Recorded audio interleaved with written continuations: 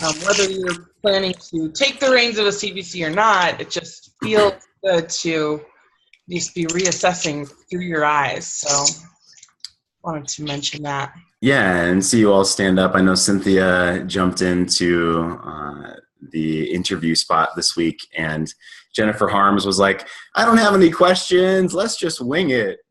And and I know Rich, for instance, has done a lot of just kind of like ad lib and impromptu and all this. And Cynthia was really congruent and honest, and she got up there and said, this is the first interview that I've done, which you facilitated a lot, Cynthia, but this is the first interview that I've done, and it went great, so it was really fun.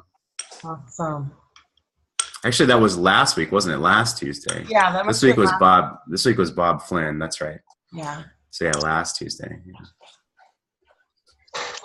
That's really cool. How did it feel, Cynthia?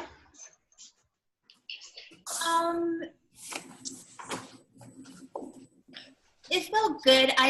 Being again, that edge of not being perfectly prepared is a real big edge for me. So I kind of self-judged, but I'm also learning just to go with the flow and know that it's okay, and that Jennifer did wonderful, and it was really fun to get to hear her share more of who she is and what lights her up. And I know that's the point, and that's the purpose. So. Mm-hmm. Cool. That's great.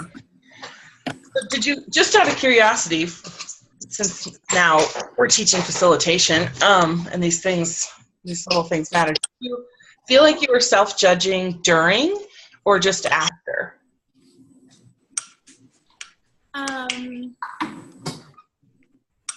My research purposes here. I'm suddenly realizing that that's a deep question early in the morning. All right, so let's see. You're under no obligation to answer if you want to say, I'll talk to you at 10 a.m., Amanda.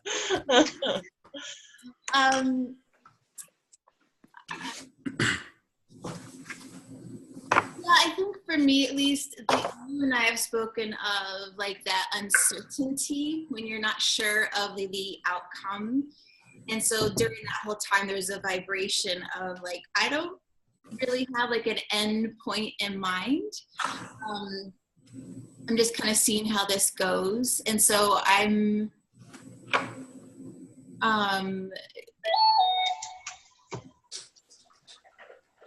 I asked myself, could that in that moment, could I have just quickly picked an end goal in my mind, and would that have helped? Because like Jeff popped in and asked a really good question of Jennifer, like what is something he brought out that, what does she do that's really, she does like parasailing or yeah, she's like a champion windsurfer. Yeah. Oh my gosh, that's right. Having a question like that in mind that really brings out someone's unique, like, holy shit, you do that. That was the kind of ending, like, impact I was searching for. So yeah. I modeled that, and I was thinking, man, that is such a wonderful way to put, like, bookends on something like that. So that was my self-thinking. And nice. Yeah, let me add on to that. And we used that as we went into the activity for the week, which was what's something kind of out there that not a lot of people know about you, or what's something adventurous, or where's the craziest place you've been in the world? Something that would kind of shock and awe. Yeah. Punch in the face, right? Yep. So that was really cool. And I wanted to ask Richard this question as well and pose this. Cynthia and I have chatted about the hero's journey, the heroine's journey. And I've actually done some interviews over Zoom and recorded them of other industry professionals and asked them questions along a hero's journey type path. Where it's, what were the obstacles that you faced? And Richard, I want to ask you, so when you first started interviewing, were you just thought you were perfect, I'm sure, right? Like you say, your ego just takes over and you're good to go. Yeah. Dude, I don't know who else thinks that they have, like, they're the best in the world, but yeah. So Richard, like when you first started interviewing specifically, did you have thoughts run through your mind, and you now have amazing open-ended questions that you ask people? How did that all come about for you? I was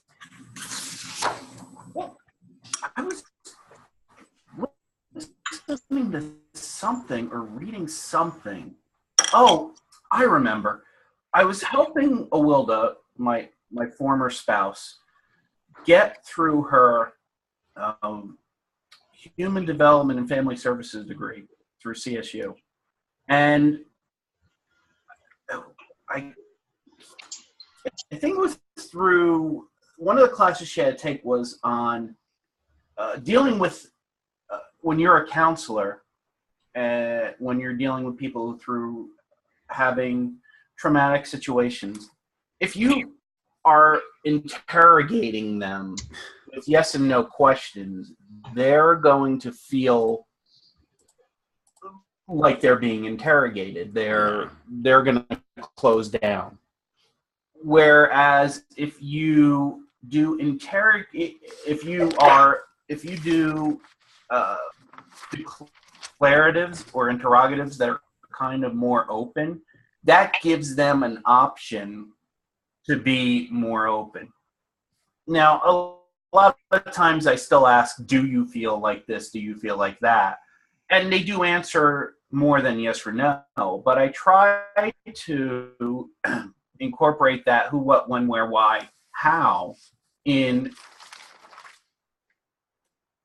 so that they have that opportunity to kind of expand their thought processes. And not so like, how the hell did you do that? Like in an angry manner, but what is the process that you go through in order for this to work? Yeah, And what happens there is they're able to release that energy they have and that passion they have, and that leads to additional questions that I come up with.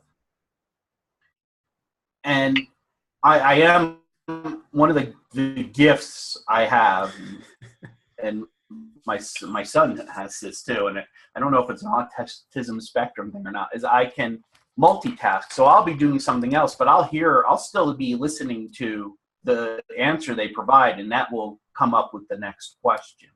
So it helps me have an improvisational form of interviewing. And Cynthia, you were talking about, or Jeff, you were asking about, well, was there second guessing on there with Cynthia? And that is, I was going to say, well, let me bring up another improv analogy, because I know you all love it. But that's what used to happen. That's a monkey chatter thing. What happens in improv is you'll go and you'll do the scene, and it'll be okay, and it'll be over. And then you'll go and like 30 seconds later, you go, oh my God, I should have been the bear. Yes. I think that all the time. Oh my God, I should have been the bear. Yeah, that's right. Yeah. And you get totally pissed off, and that ruins your motivation, your mojo for any next scene that you do, because now you're in your head going, oh, well, let me see what I can do here, rather than always being down here for those questions and answers, to work with them. And I think that's what it comes down to. It's whatever you're doing, when you're doing it kind of off the cuff, because my middle name is not prepared, that you want to come. Yeah, I write Rich Not Prepared Keller. It's long. If it comes from here, it's much easier to do. So when you first start out, yeah, you're always going to second guess yourself. But the people who get into the groove of it all, they won't listen to this anymore. They will listen to here, and that will bring it up. I know that was a very long answer, But Well, that's a beautiful, yeah, go ahead, Amanda. Yeah, that's exactly why I asked Cynthia, when did she self-judge? Because I think the name of the game is just staying in the moment longer and longer. Like eventually you're going to self-judge. The monkey Right. chat is going to come up, but it's when. So, if she was able to, for me, the same thing. Like for a while I would self-judge right away, and that messes with you when you're like in front of people and on the stage. It took me a lot longer to not self-judge after a speech, like after it's all done and I sit down, for a long time I'd be like, oh my God, I totally messed that up, and I forgot this and I forgot this, and I would just kind of, lash myself, whatever that is. Self-flagellation. Yeah. And it took me a long time to have peace and presence and acceptance of myself in that moment, and then if I can get past the moments where it seems like it matters, like it seems like I can change something. I mean, you almost can't, so it's almost like never, but like there's a certain point where you can't change anything. So you can look back on the speech with a lot more reality instead of just that emotional, like, oh my gosh, did I mess up? So once you can get to that quicker, I think that's really helpful. And you can actually say, like, Cynthia, you actually learned something that you want to bring into the next one, which is, I want to make sure to have at some point in the speech, beginning and some point, or I'm saying speech, but you guys know what I mean, in the presentation, want to make sure to have something that's like the cool shock and awe, breaks down barriers, icebreaker type thing. That's a huge learning. Like that's genius. So those can come from second guessing yourself, and they can come from just like looking back and going, what do I want to learn? So yeah. Yeah. So let me piggyback. Go for it. Yeah, the growth mindset, Cynthia. Yeah. Yeah. Awesome. Yeah, let me piggyback and say a couple of things. Richard, you started up here, like the who, what, where, when, how, right? And then you came down to let's find ways to unlock the gate of their heart and really bring their passion out. And that's a huge part of what we're doing in this facilitator training. And it's an awesome segue to this week, which is culture and presence. And I'll share my fun little screen share here with pictures. Culture and presence. And we want to marry having a structure and some type of, outline, some type of framework with impromptu, coming from the heart, going with the flow, like Richard said, jumping off from the answer of one question to the next so it makes sense and it's entertaining and interesting, versus just reading, okay, question number 3 is this, which had nothing to do with the answer of question number 2. Mm-hmm. Right? It's not as fun and entertaining. So I put a couple pictures here, culture and presence. This also has a lot to do with our state when we come to the talk or the facilitation or the group or the activity or whatever it is we're particularly doing. So, how do we get ourselves in that state is one question that we'll talk about. And culture and presence, this picture really reminded me of these people are here for one particular mission, for a feeling, and they're all together. They all agree on what they're there for, and they're doing this fun, different, interesting, cool activity all together that's part of their culture. Now, we all don't need to throw colored paint on each other, which might be fun. That's a good idea. Maybe we should do that on one of our picnics. I'm in. Yeah.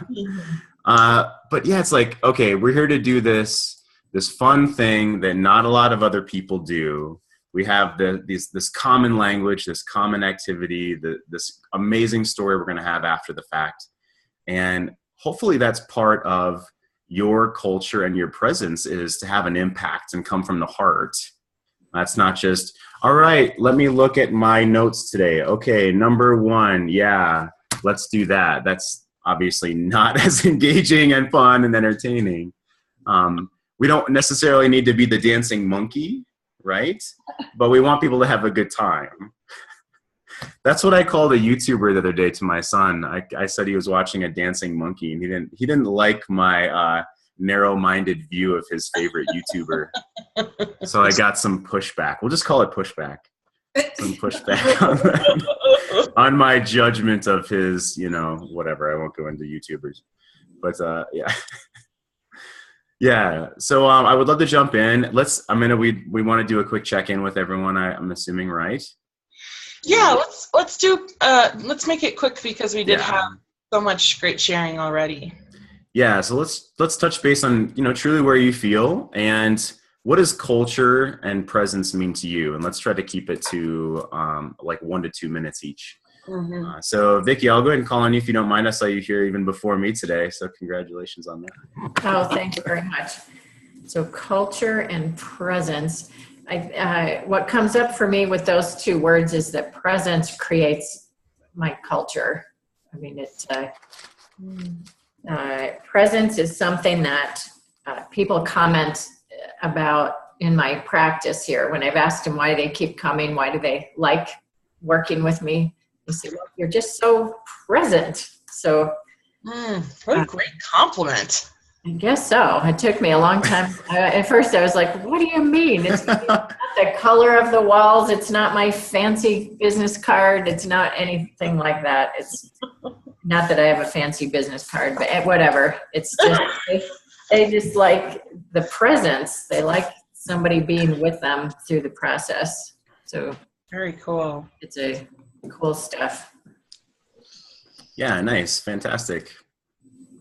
All right, Mr. Justin. Yeah. Yes. There we go. Yeah, what does presence and culture mean to you? How you doing? Well, presence is pretty important. I mean, if you're not present, then you can't really experience or listen or engage with the audience at all. And it's an important part of my relationship with Amanda, obviously. She's the most present person I know.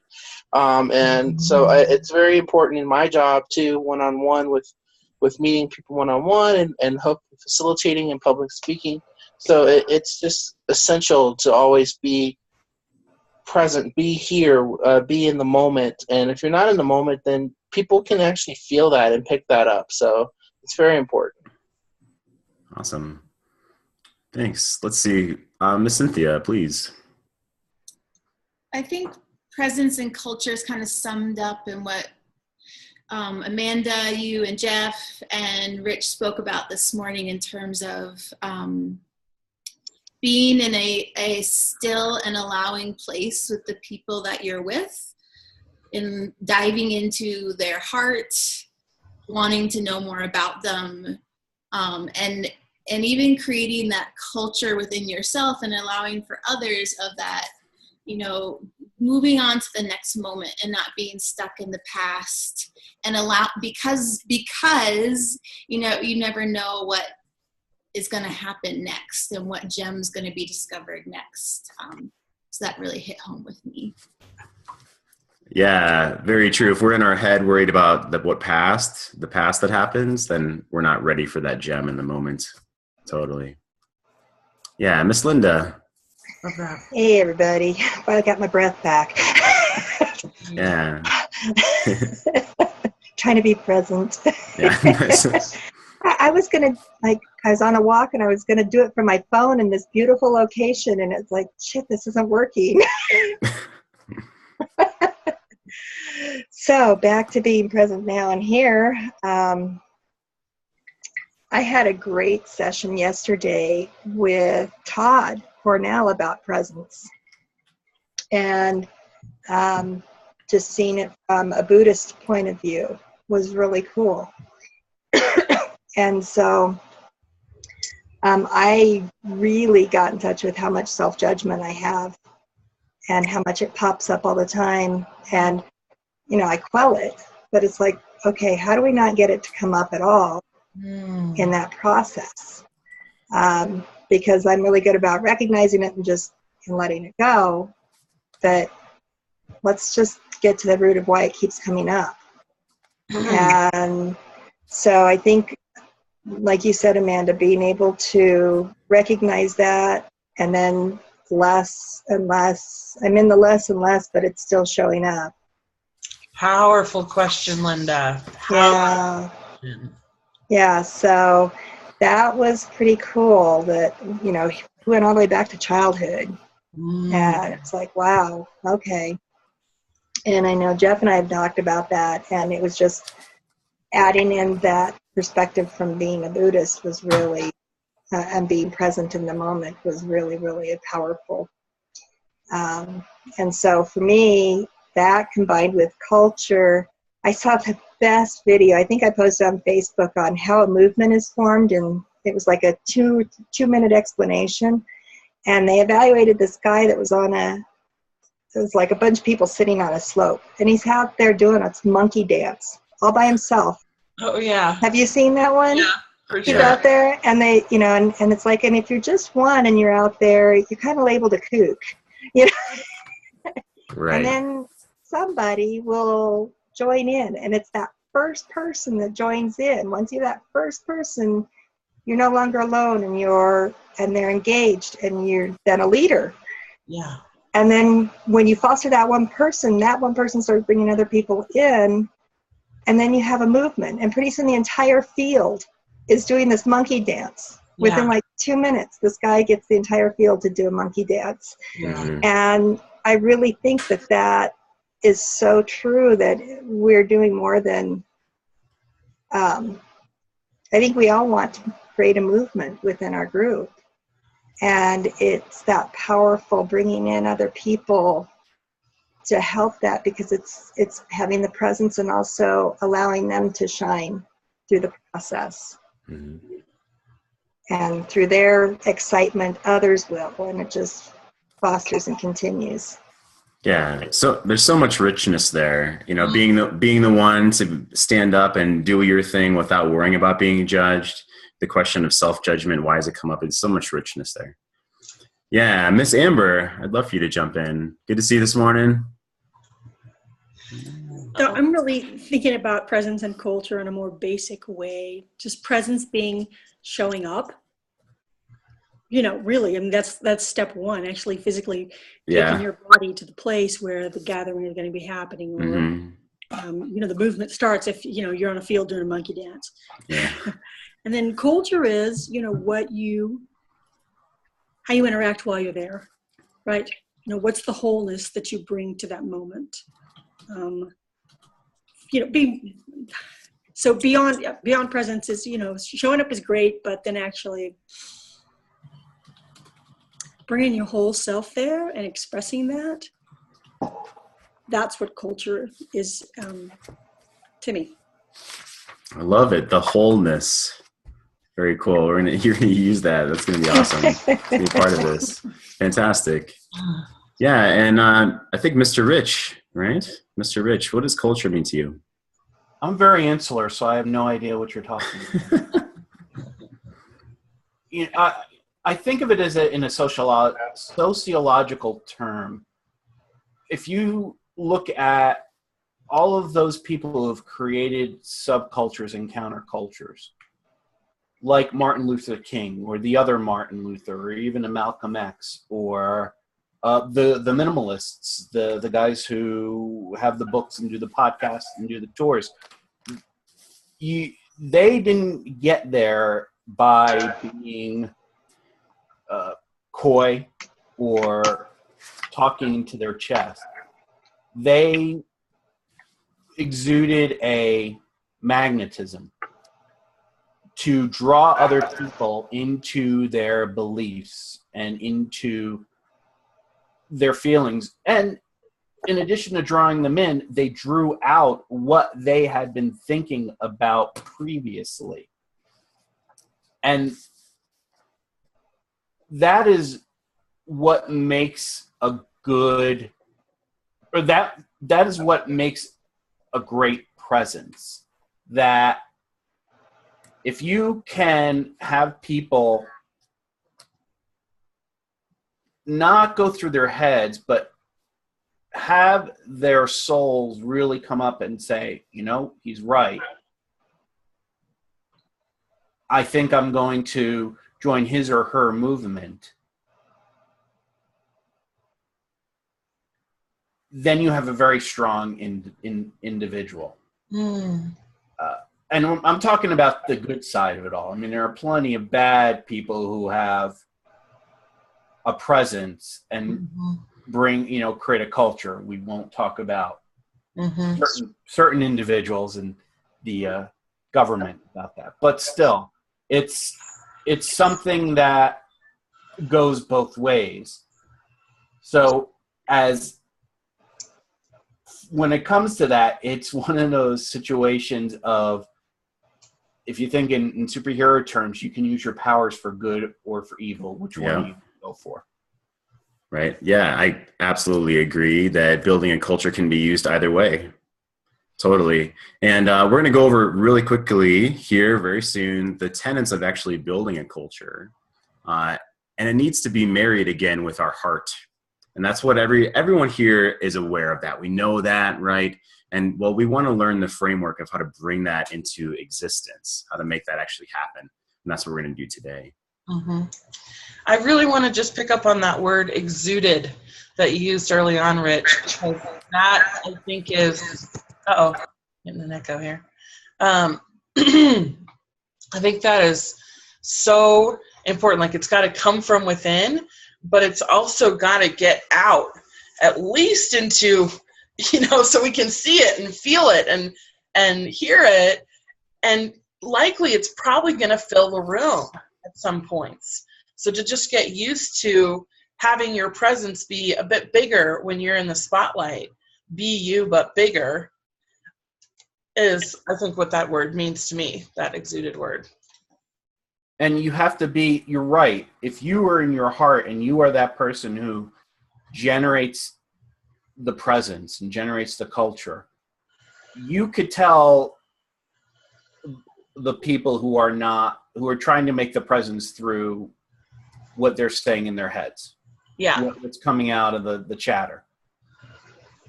And then you could tell, well, this is pretty fake. And it is, but it is also the way that you position yourself, where your body is, how you move, how your voice sounds.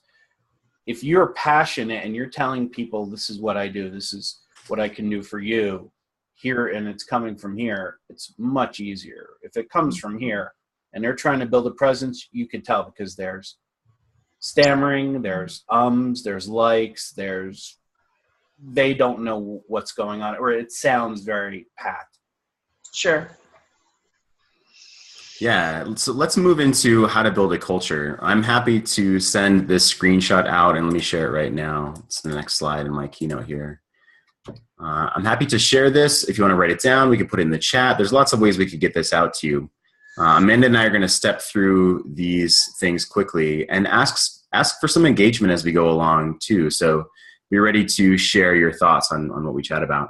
Yeah, one question I want to ask you guys at the end is, how have you seen any of these working in other groups you've been in? I mean, we all know CBC, so if you can bring in an experience of another group that you've seen one of these working in or not working in, that would be great to share after we kind of walk through them. So number one, the culture needs a congruent, charismatic leader. So Amanda, what does congruent mean to you? Congruent, I think of as integrity. So you used this word about Cynthia earlier. She was congruent when she said, hey, this is my first interview. So any little wobbles that you're trying to hide from people, like if you're just having a horrible day, or something like that, there's a point where, for congruence sake, you might want to mention that in order to move through it. And that's really important, in order to move through it. You're not trying to let the group fix you or just complain, of course. But if it's going to help you to be more present, to just say, you know what, this morning up until this moment has been kind of a roller coaster. So I'm going to let that go. And now is a new moment. And here we are today. You know, you want to have always that like open book feeling where you're willing to show up fully in your wholeness. That's what congruent means to me. Totally agree. Totally agree. I love what you said about open book. You're not a different person in front of a certain crowd than you are in front of others. That reminds me of friends, quote unquote friends that I've had in the past who weren't really friends. That's why I put the quotes out there. Who acted all nice and great over here, and then when around other people, they don't act the same way. Maybe you're treated not as well, or you're not even given recognition. It's almost like, wow, did I just disappear? Like, what happened there? Even like male friends, like bros, and we get out in front of girls, and all of a sudden, some guys are willing to throw their friends under the bus for a girl. You know, violates the bro code, right, guys? So, so that I totally agree. And charismatic, right? Bless you. Thank Charismatic. you. Obviously, we want to be engaged with people that give us a full range of emotions as well. They can really bring in power when they need to, can be soft when they need to, again, have that full range of emotion. Does anyone have feedback? We don't need to go all around to everyone, but is there a feedback when you've seen someone really embody this, or when someone really has not embodied that congruency or that charisma? Oh my gosh, I just had like three groups come to mind. Yeah, Linda's nodding too. Linda, do you want to share really quickly? Well, I mean, you experienced it actually with the Blue Lions group of a leader gosh, that, Do was you want to just tell the not. quick version of that? Well, you can do yours. It's come up several times, and he's actually removed from the leadership role from the group. The group decided, and he still has stepped in and tried to impose his feelings even after that. And I mean, do you want to? Yeah, I think honestly, if you gave the 30-second story, the that'd be 30-second cool. is I invited Jeff to Blue Lions, and the person who was running it had his own agenda and his own feelings about what it meant to be a Blue Lion, and that in his mind was, you don't have another meeting that morning. You don't go to another networking meeting. He hadn't expressed it to anyone. That was not in the rules. That was his rule. And so the group had no problem with that. In fact, they were really offended when we brought it up. But Jeff came and said, yeah, I'm from this group. And he treated him horribly. Really, really, I was furious. I lit into him big time. And it was not it was the first time, but it was not the last time that something where he had his own self-imposed ideology and against the groups. And not congruent with the group. It's not congruent with the group. And so I've been pretty instrumental in the group pushing back.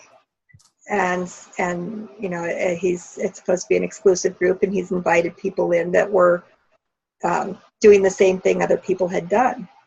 And the first time it happened, the other person that had been there forever left. And it's like, no, this doesn't work.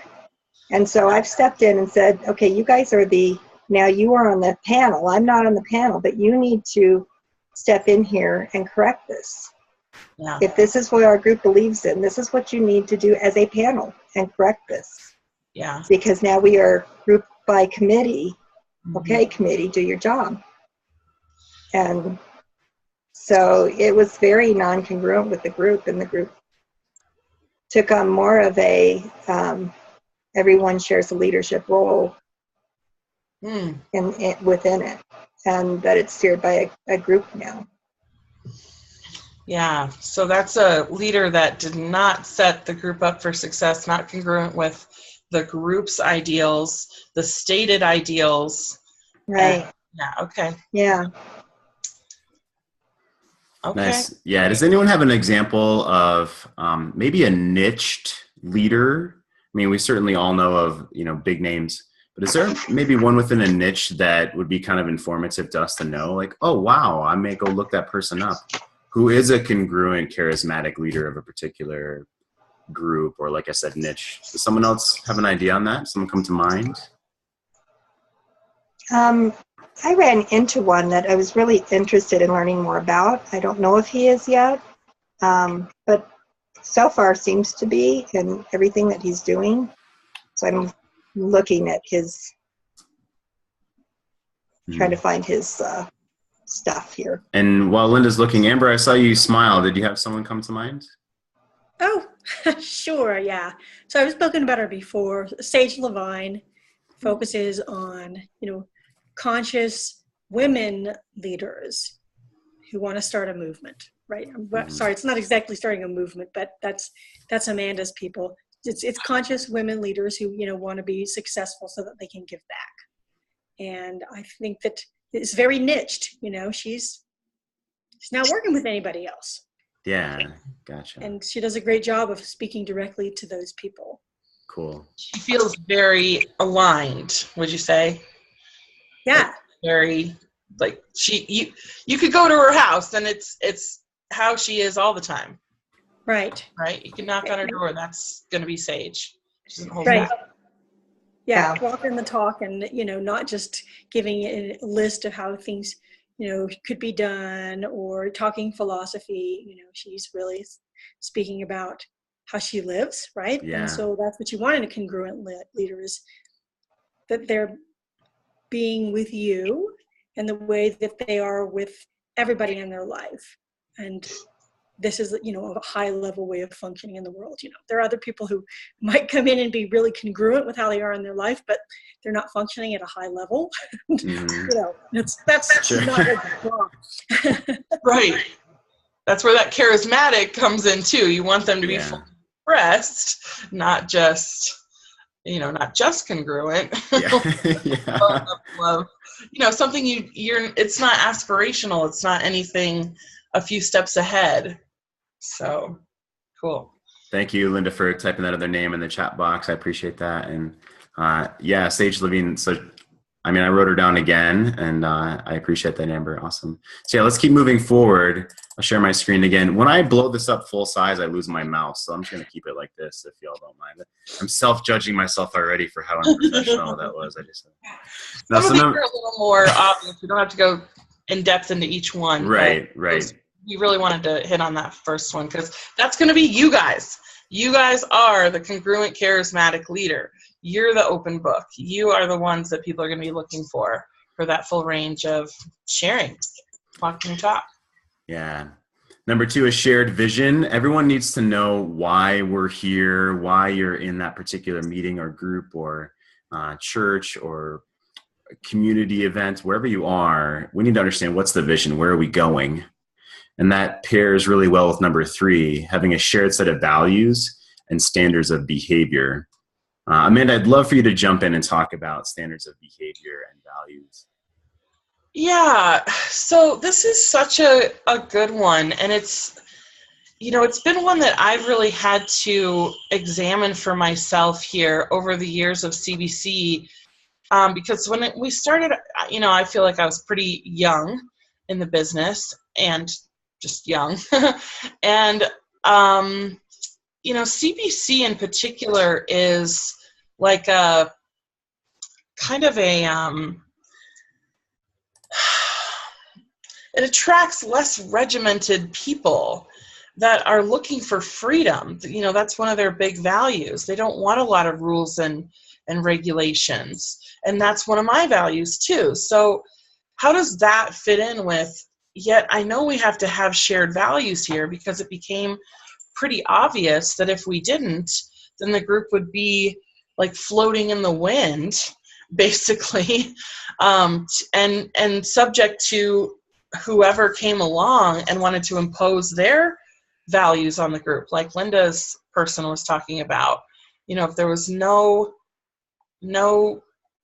set way, it becomes really, really nebulous, and I could tell it wasn't a strong group. So the more that I've worked on behind the scenes with a support team, setting up, this is the culture, these are the quote rules and the boundaries, it seems like the stronger that those are, the more freedom has happened within that.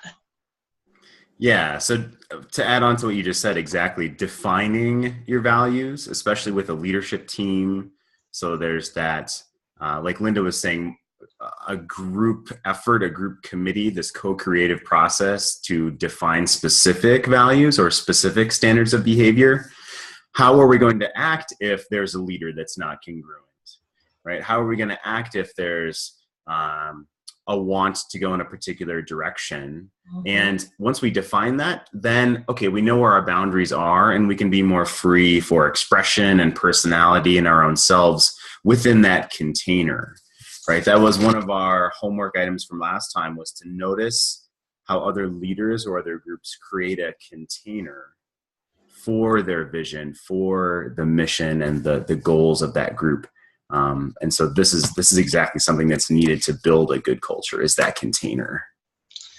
Yeah, so as you guys facilitate an activity at CBC, which I really appreciate everybody got signed up for, we need you to know what the CBC values are. So that's something else we're going to do today, because you will need to embody that.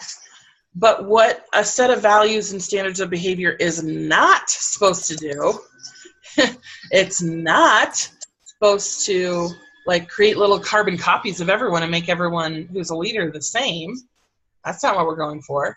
So what it then will allow you to do is fill in with your personality, your style, your little special extra sauce that you want to put on things. So you want to bring that to the table too, We're definitely not trying to train you to be us. Obviously that's not our values. We're trying to, within CBC and any group you facilitate at, you want to meet their standard of behavior and then add on your own. Yeah, so speaking of our homework from last time, who has an example of a container that they noticed? That was our homework for everyone last time, is to notice the container that leaders or groups put around a particular mission or goal. Who has an example of what they saw, either that done well or not done well within the last 2 weeks here? Well, I saw that even with an email that was inviting people to join a new possibility in a company. So it was here's our President's Club, and I'd like you to join us for this meeting. But the leader used really specific words to almost drop in the pond of the container. This is the energy you're going to show up with, because this is the energy this club is.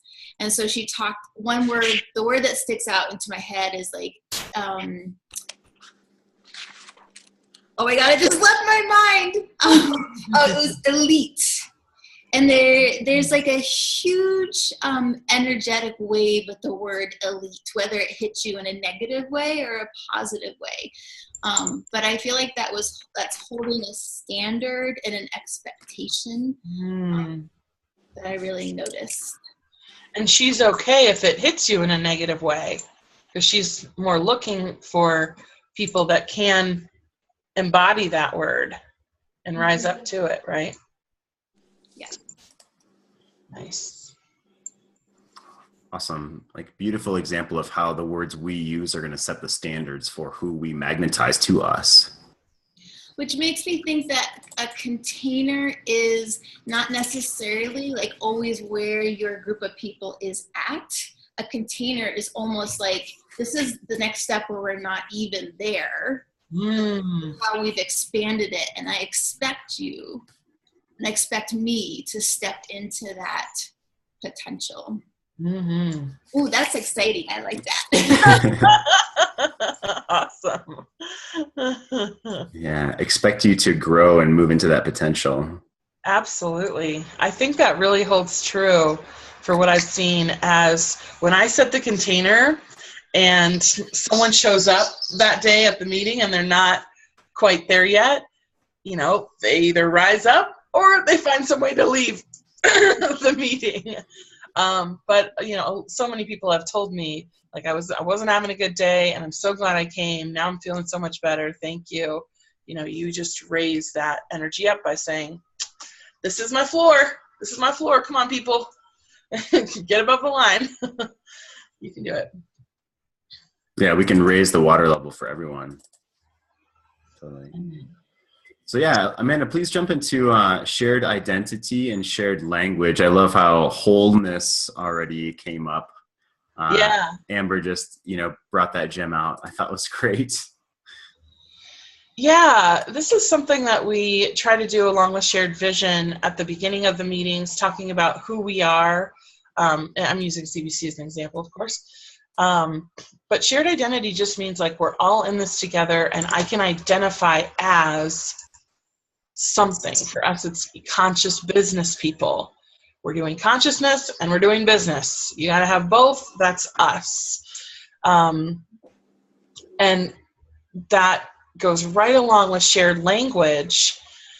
So part of this is like you want to put language to your identity for sure. Like you want to have anchoring words that you call your people. And this could go just within your business.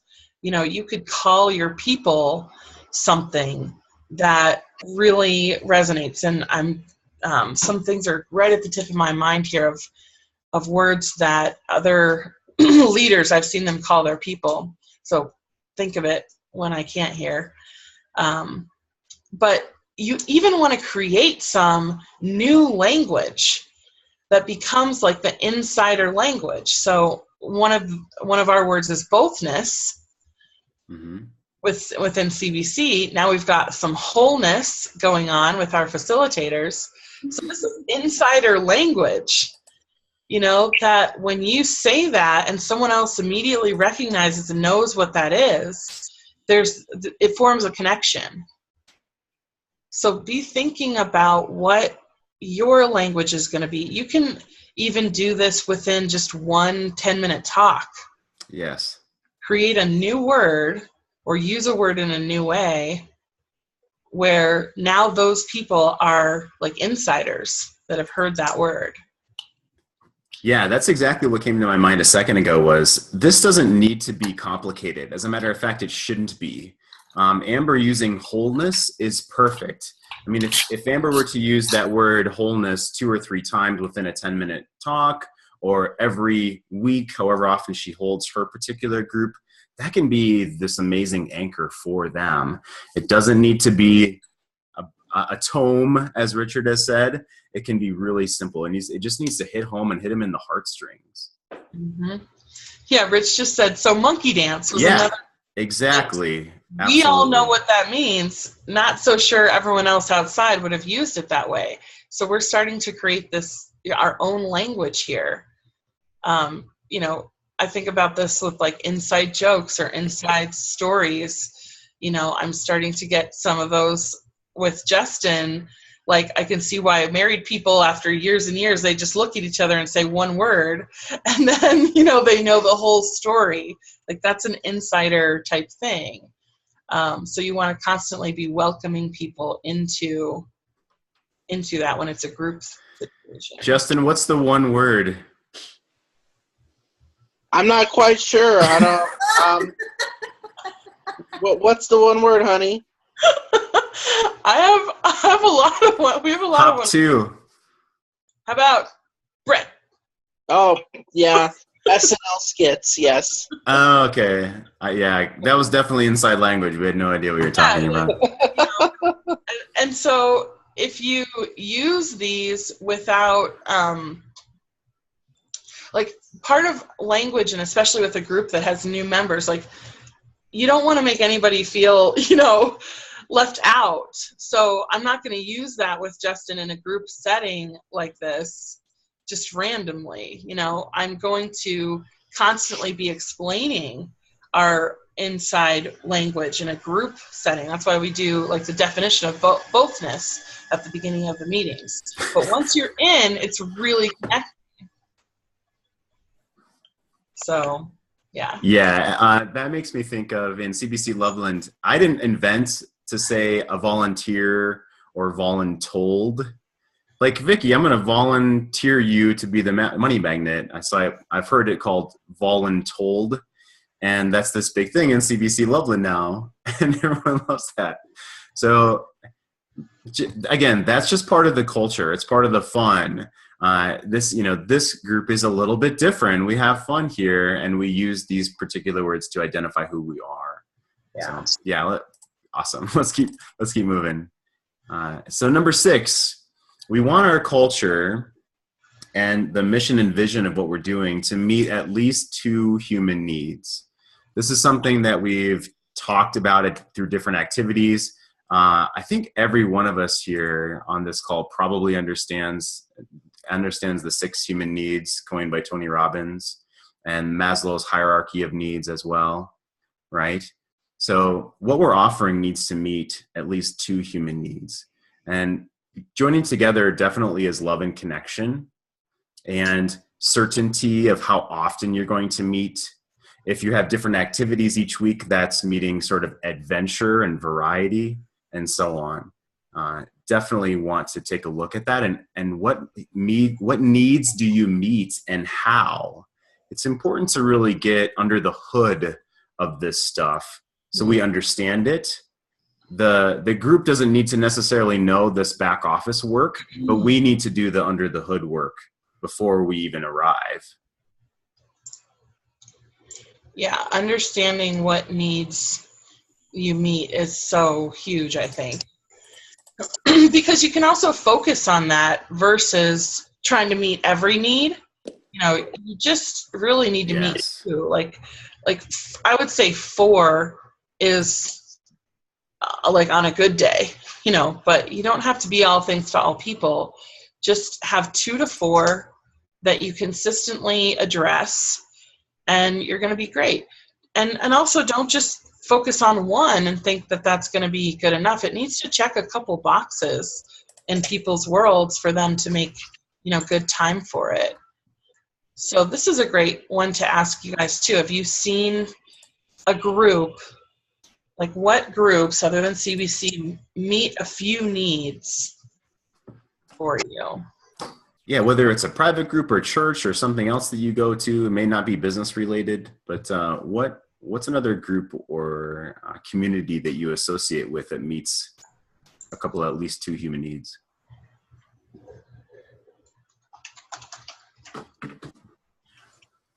I know Vicky has a group that she's been very committed to. Are you still committed to your? The fellowship group. Mm-hmm. Yeah, that's a great group, and it definitely meets the love and connection need and certainty, because we know what day, what time, who's in charge, who's going to run the show. Sort of the overall framework of it is the same all the time, but lots of variety because we have different topics. It's followed by potluck lunch, so we're always wondering who's going to be there today and what are they bringing to eat. Yeah. So. Fulfilling the basic need of eating food, right, is definitely good, or drink and camaraderie. Yeah. And I was just trying to recall too what the other needs were: certainty and variety. And I just was going to bring it up, and then you were going through them so great. I was like, oh, she doesn't need this. Significance and contribution and growth. That's it. Yeah, I just pulled up another. So there's a picture. Cool. Yeah. So it's really, wow, that group meets a lot of them, because as we get to know each other, we feel more significant. And especially when somebody says, hey, I missed you last week. And contribution, because it's a discussion group. So we do get to contribute ideas or questions. also then that basic level, we get to contribute food. And there's definitely growth that happens as a result of the group and the discussions. So, cool group. I love that you said we get to contribute food. You know, that has been such a switch for me. Like, people really want to bring things to the group. They want to bring themselves to the group. They want to share their ideas to the group. I thought that would be a burden for people, but the more I've asked for like prize donations at CBC, or, you know, help with this, can you help with that? Like, always met with like, yeah, I can't wait to do that most of the time. While the two of you were talking, it made me think of a time when that doesn't happen. And it reminds me of sort of an informational meeting, like at my son's school, for instance, and all the parents are in the audience and it's just information one way. There's no contribution from the audience. There's no really feeling of growth. It's like, we need to check the box and just give you this information. And everyone is so like dry and bored and like, why are we here? Couldn't you just send an email about this? That kind of situation. That reminds me of the opposite end of the spectrum. Mm. Yeah. You know, Jeff, it made me think of the opposite end of the spectrum too. And I think that over the last 8 years or so, I've done a great job of, so I've heard this analogy that there's always two sides to every coin, but there's actually three, because there's also the edge. Yeah. And the best place to be is on the edge, where you can observe both sides. And over the last, I'd say 8 to 12 years or so, I've done that actually with politics. And I'm not trying to bring up anything controversial, but just as I watch both sides and how they're playing this game, I'm like, I'm not feeling love and connection here. In fact, I'm like, where the heck did my country go? And I feel like there's very little certainty. There's too much variety, perhaps, no significance, no contribution, because I write my Congress people all the time, regardless of which side of the line they're on. They don't write me back except for form letters. And I think that, I just am feeling there's no growth. I mean, I'm feeling like this is really, I'm invisible to them. And it's like, it's an example of all the things you don't want it to be. Unfortunately, yeah. It's not. And we'll move on from there. It's just But no, great example of we can pick apart why it's not giving us a good feeling, or it's not moving forward, or that kind of thing. It's not engaging people. We can, like I said, look under the hood and understand that. So that's great. Yeah. Mm-hmm.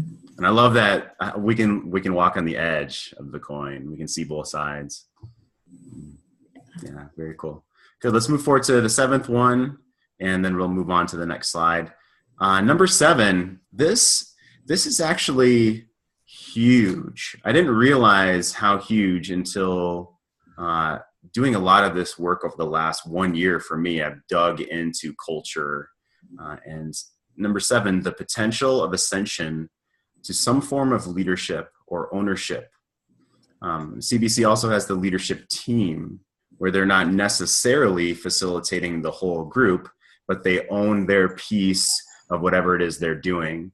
For instance, reminders of roles like email communication. Miss Holly Biggs in Loveland doesn't want to be in front of the room, and she's told me that many times. Mm-hmm. She does love, though, and she's very, very good about reminding me, hey, send me a picture of the roles sheet so I can send an email out.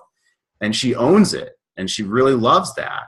And she's actually she's kind of made it her own and done one email and made it her own format. And at the bottom has her logo and her name.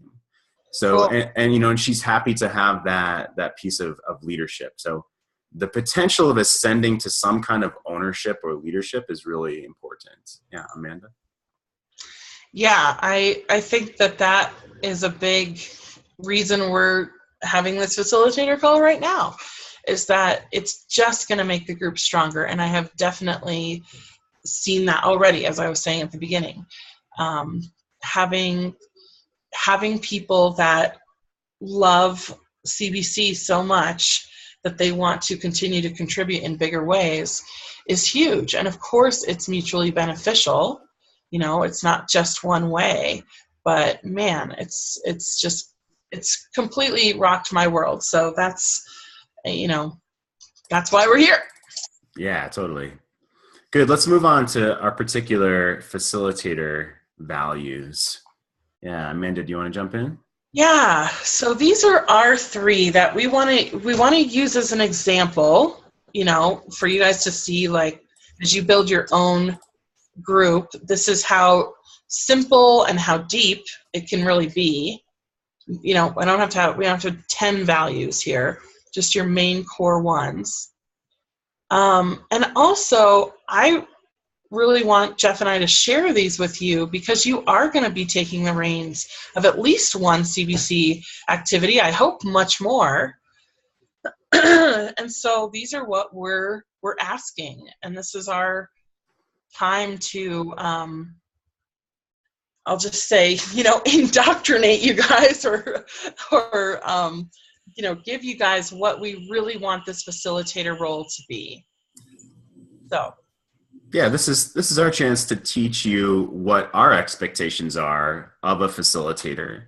That's not right, wrong, good, bad. There's no like judgment around it. This is just how we want our facilitators to pose themselves, to show themselves off. And of course, what we think is going to be the best for you to showcase yourself and your talents as well. Mm-hmm. So number 1 is awareness and responsibility for my state. Yes, we want to be congruent, we want to be real, and we are responsible for bringing ourselves to that base watermark, that water level of what is going to move this group forward today. Yes, all of us have a lot of things going on in our lives, and we need to be able to recognize that, acknowledge that, and set the backpack of our stuff down at the door when we come in. And sure, we have our stories, we have our, you know, we're human, absolutely.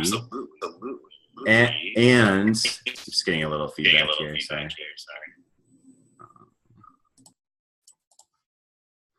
We want to be able to acknowledge our humanness and be that charismatic, congruent leader moving forward, right? And Amanda and I chatted about this too. If something so large is happening right now in our lives that we feel we cannot do that, then we owe it to ourselves in the group to call in help and have someone else maybe substitute for us. Amanda, do you want to jump in on anything there? Yeah, you know, one thing that really stuck with me from my facilitator training years and years and years ago, and I've always remembered it, is that when you're the leader, the group is going to do what you are doing. Much more than they're going to do what you say or what you have in your mind they should be doing. Like, oh, I have dreams for you. You know, they're all going to do this. It's going to be so great. Like, that can happen. But they're going to do what you're doing. And that is everything from like literally what you're doing, how you're holding yourself, where you're walking in the room. Their attention is going to go there. I've noticed so much, like if I don't participate in an activity, it's kind of just like a little back corner of their eye is watching what I'm doing. Am I on my phone? Am I, what am I doing? So they're watching you, taking cues from you, and it's everything subconscious too. Like they're just going to do what you do. If you're late, they're going to be a little late. If you're like, what is that? Scrambling. There's going to be like scrambling energy in the world, in the room. Ask me how I know, like when I am a little bit frazzled, the whole group is a little bit like, are we doing this today or what's going on? And, in my facilitator training, we even had people calling it forward where the room was like getting hot and cold, like they couldn't figure out the temperature in the room we were in. And they'd be like, okay, we all need to look at ourselves. How are we doing hot and cold?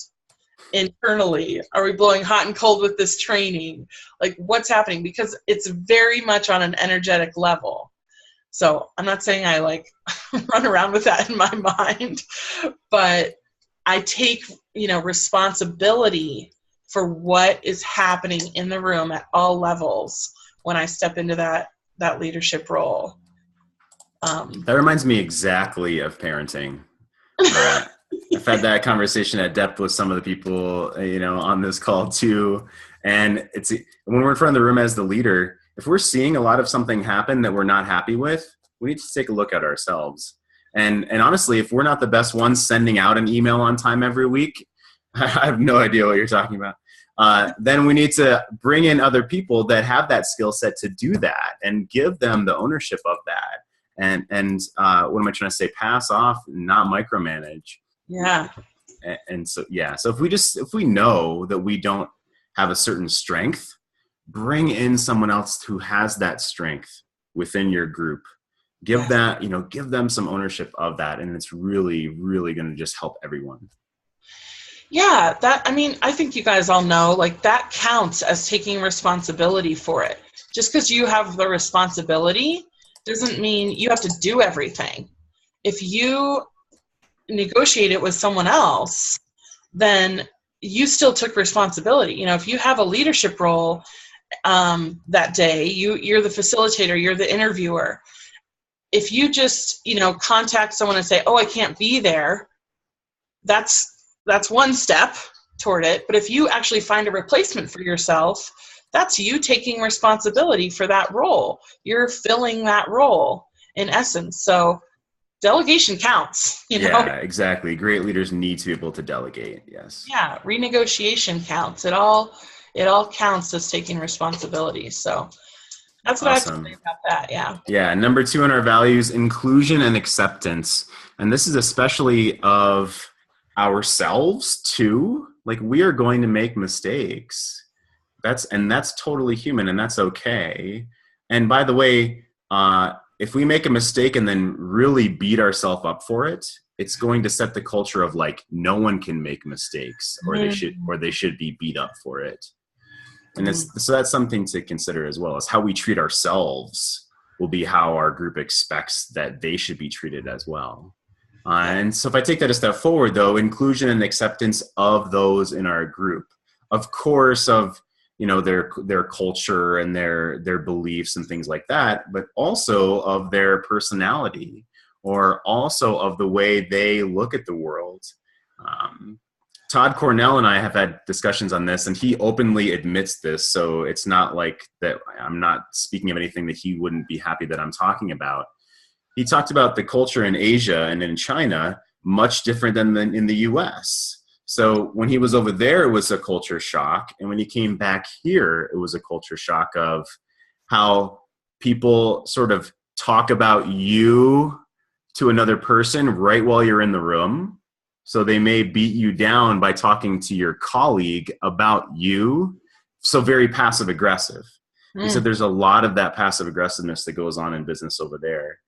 And in China, it's assumed that you need to watch out for yourself and do good for others as well, but you have to take care of yourself first. Where he said, I've had discussions with him that Americans are very trusting first, and then sort of hurt and violated when that trust is broken. He said it's the opposite in China. So really, and everyone believes that, so it's not unusual, right? Everyone acts that way. So just really honestly being aware, if someone's from, and this is cultural training that teachers go through as well, that I and every teacher has gone through as well. If a child is moved here from, say, Mexico, they're going to have really different expectations of what's going to happen.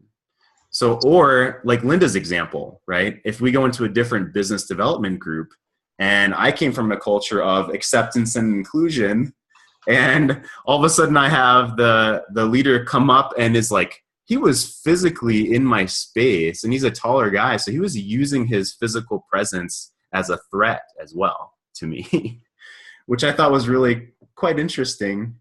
I could tell that story another time, but I was amused by it personally because I recognized what was happening, and like, wow. Which pissed him off even more. Yeah. Yeah, I said something. Sure Jeff knew. Yeah. I It said was a something. huge alpha male thing going on. Oh there. man, he stepped up on me and everything, like in Egg and I, like wow. And Yeah. I just said like, there's a lot of emotion going on here. That's what I said out loud, and he even got that, like escalated him. Wow. Like, Yeah. okay, buddy, like there's a lot going on here. I thought you would have said something like, you probably have an insignificant body part out there. Oh. I mean, then there'd actually be fists thrown, I think, probably, Rich. I need Yeah, the but sword behind you. He probably had small hands too. Tiny hand. Rich, are you trying to tell us something here? Do you have something you want to share with all of us? Is that why you have that sword on the wall behind you? I can't do that. Oh my gosh. Yeah, I wasn't trying to start a fight, but hey. Anyway, yeah, definitely. We just need to be aware of someone may not be trying to do something wrong. This other gentleman excluded. But if someone just comes in from a different culture and they're talking and talking and talking way past the 1 minute or 30 seconds they're supposed to be, they may not be intentionally hogging the time or like, screw your rules, I'm going to do what I want. It may just be they're really not used to that type of constraint or that type of culture. So it's assuming good of them, assuming that they're not trying to violate anything.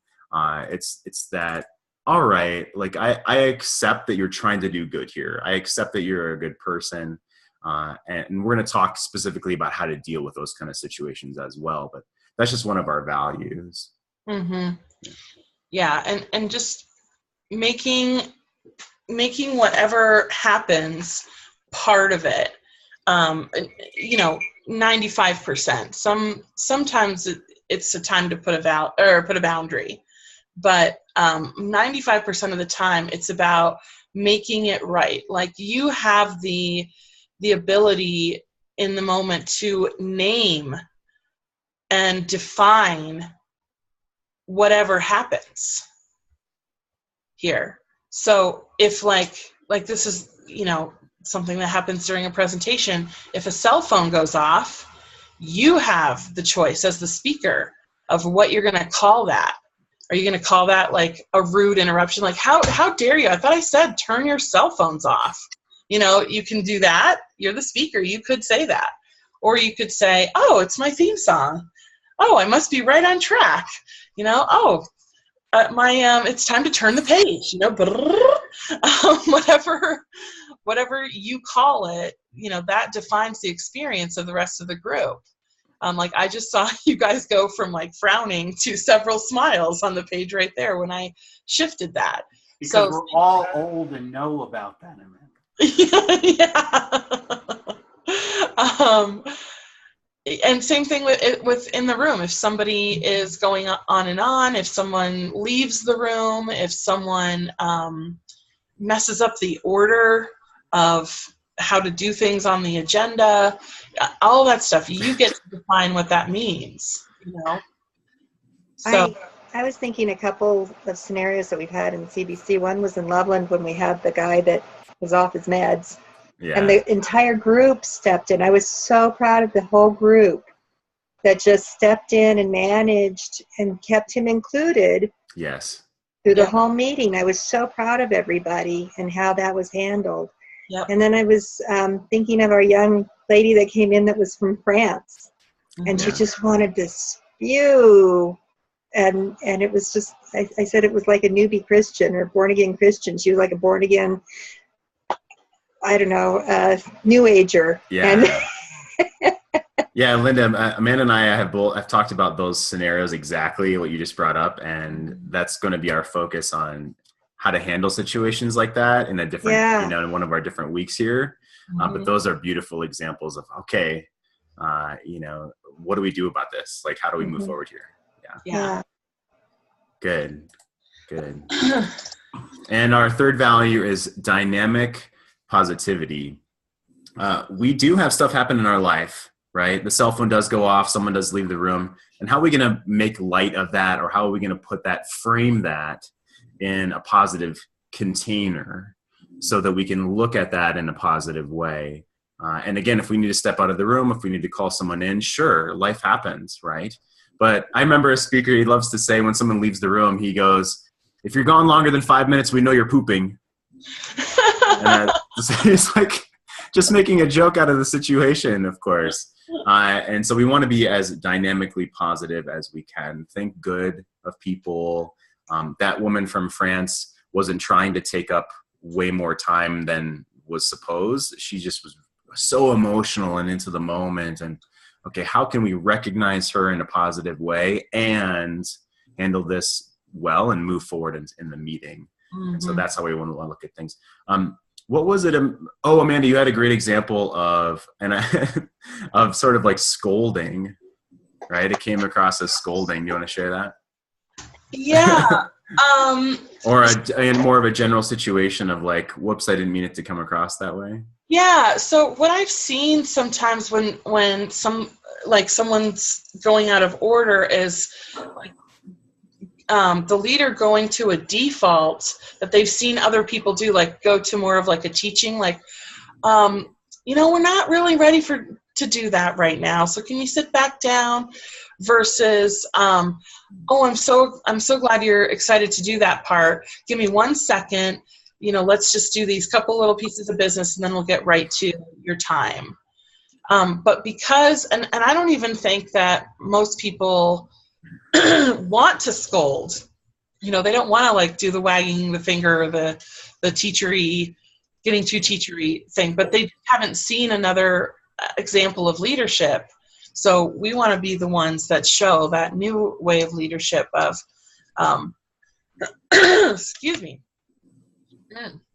of saying yes and more. And like, oh, wait. You're overstepping here. That can really get like, and wiggly. Yeah, it's the energy of like stop versus yes, I accept that and let's redirect. Yeah. Right. And a lot of times we're not trying to have negative energy or scold or anything. It's really understanding the energy of stop versus, hey, let's go this way. Let's redirect this way. That's kind of a parenting thing too. I don't know if Richard or, like Vicky, Amanda, I mean, all of us really had those situations. I encountered this situation not only as well as with us, but in the school, because I think most of you know my son Jason is on the spectrum, very high, he's fully integrated in the education system. Just graduated 5th grade after 7 years in the school, preschool. Very proud, very emotional. But I'm squirreling here. So one of his things, he's very bright and he's very impatient. So he'll be like, the teacher will be teaching something and he'll be like, yeah, I got it. Next. And the teacher will be like, look, I understand you have it, but we're going to finish this part up here and then we're going to move to the next step. And I think that's with a lot of kids with special needs in a way, that they have to have that patience. Like Amanda said, yes, I understand that, and we're going to go finish this part before we move to that next stage. Now, I'm not saying that as a facilitator, you're going to treat everybody as a special needs student, because that's insulting. But it is that patient level that they have that is not, that moves away from the scolding side, like you said, Jeff, that really helps these kids and and as well as other people kind of center themselves and say, okay, my needs have been addressed. Let's fix up and move on. Yeah. That's it. The needs have been addressed.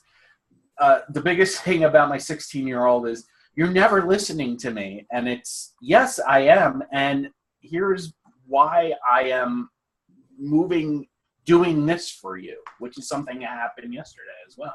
Yeah, I'm going to jump in. So I brought up kids because we all have those kid feelings inside of us too, whether we're showing that or not.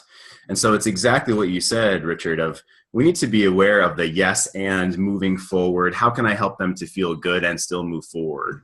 And that energy, like, perfect. Yeah. So back to, for the sake of time, I'm going to jump back to where we are, dynamic positivity. Amanda, did you want to mention anything else before we move on to our activity for today? Just as a quick definition of dynamic positivity, it's like, you're either I am good, I'm feeling positive, or I'm on my way there.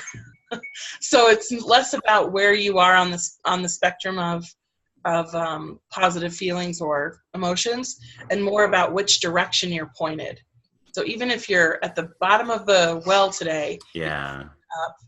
And for me, I've had definitely days where I'm like, how am I going to lead CBC today? I'm so, whatever in my head, or I'm just not feeling it physically, energy or anything like that. And what I have found is that if I can just, be real and get started, like just get started in our 3 tenets that we have right now, or that opening, and I'm pointed in that direction, Mm-hmm. like it just opens up, and I end up walking away going, thank God I had to lead CBC today, because it got me back into my expanded self. So I just thought of one other thing really fast, which is sometimes when we're starting a group, we may not have a ton of people there. And we need to be able to look at that in a positive way. And I like to say that whether one person shows up or 100 or 100,000, you're still going to get 100% of Jeff. You're going to get all of me. I'm not going to be, there's only X number of people here today, blah, And I love what Amanda said about we're always pointing up, regardless of where we're starting. I love that. People are going to feel that. It feels like growth. It feels like, this is significant. You are significant regardless of how many are here. And I got to tell you, when I've started the meeting, let's say there's like 8 people there or 6 people there, but I come in with the full light and do the opening. I don't do it every time, but when I do it, I feel like that opening brings in the other 6, like that show up late. That light is like getting them all the way there. They don't turn around and go home because they were late. They come on. Yeah, exactly. That energy. Exactly. So they notice, like when they show up late, the energy is already high and great. Yeah. So that definitely influences their mind of, I'm running a couple minutes behind. Do I want to show up? Absolutely. Totally. The energy. So Mary Elizabeth even came in this week and was like, should I turn around? But yet she came. Right. And there's a lot of this culture and presence and positivity there for her to come to, for her to draw her into that. Yeah.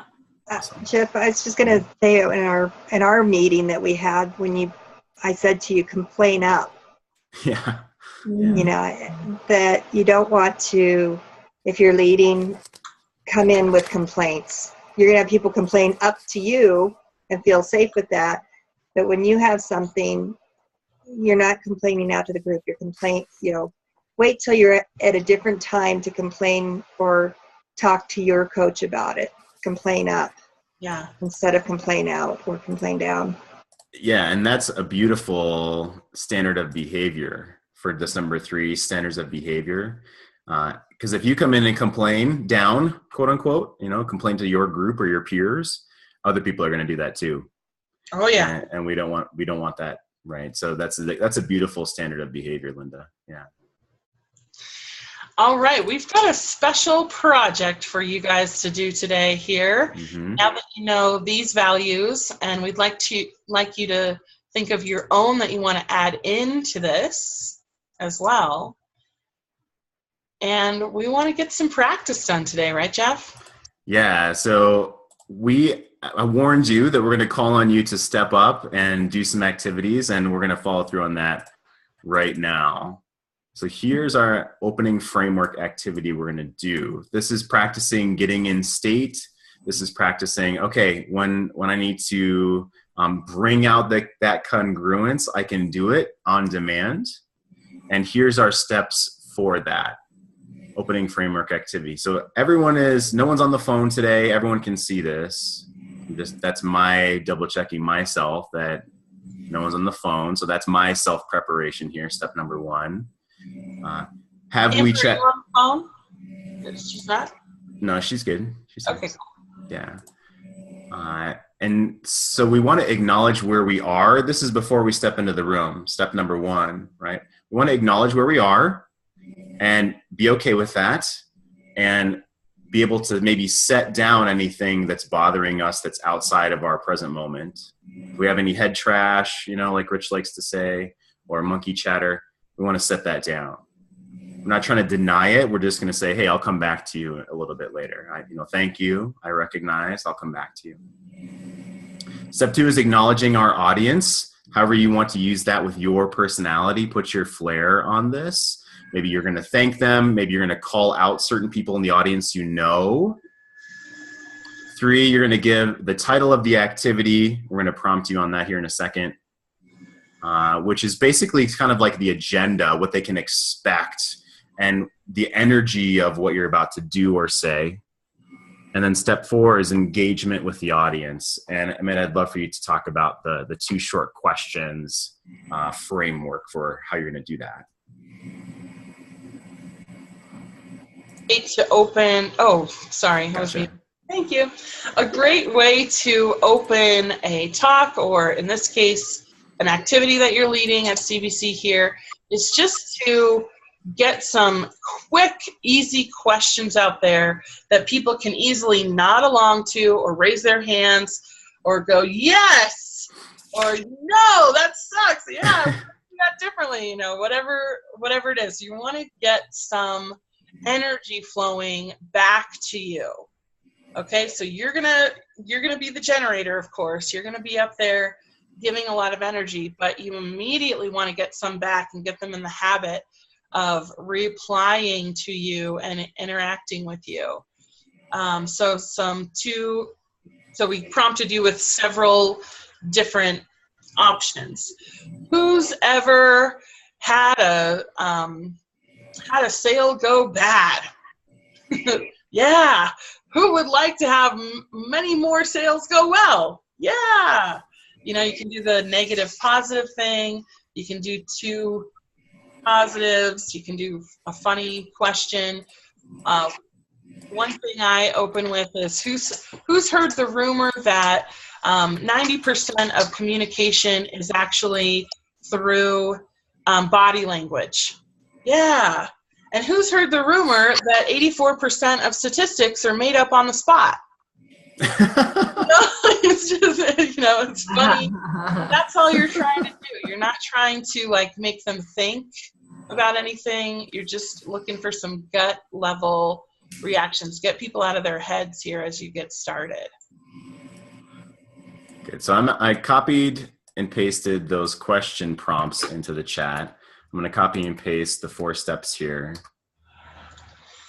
Yes. And so here's what I'm going to do. I'm going to share. What we'd like you to do is pick a title from our shortcut selection here. And I'm going to share that screen from the shortcut classroom.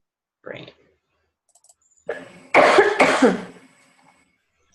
All right. So you can open this in your own browser on your computer. Otherwise, you can choose from some of these and I'll go through them. So, your unique brilliance, know who you serve, money magnetism, abundant leads.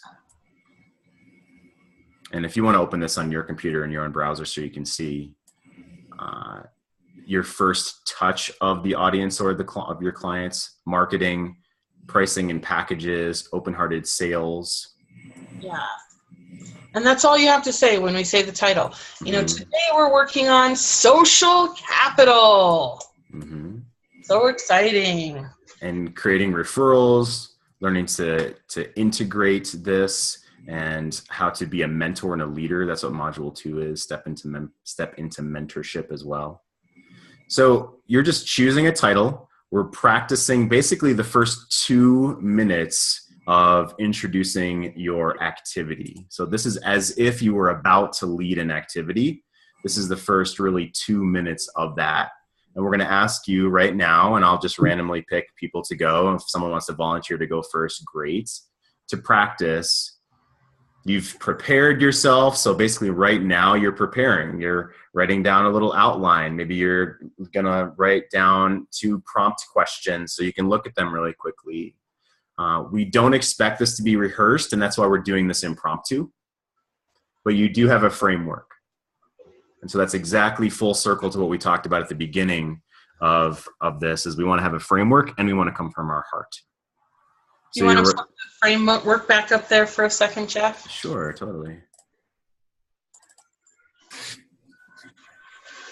Yeah. Any questions so far, guys? It's going to be 2 minutes each. 2 minutes, open your activity, and you're setting the tone for this whole time that you're going to be in front of the room. Can you give the full URL again or put it in the chat for? Yeah, I gotcha.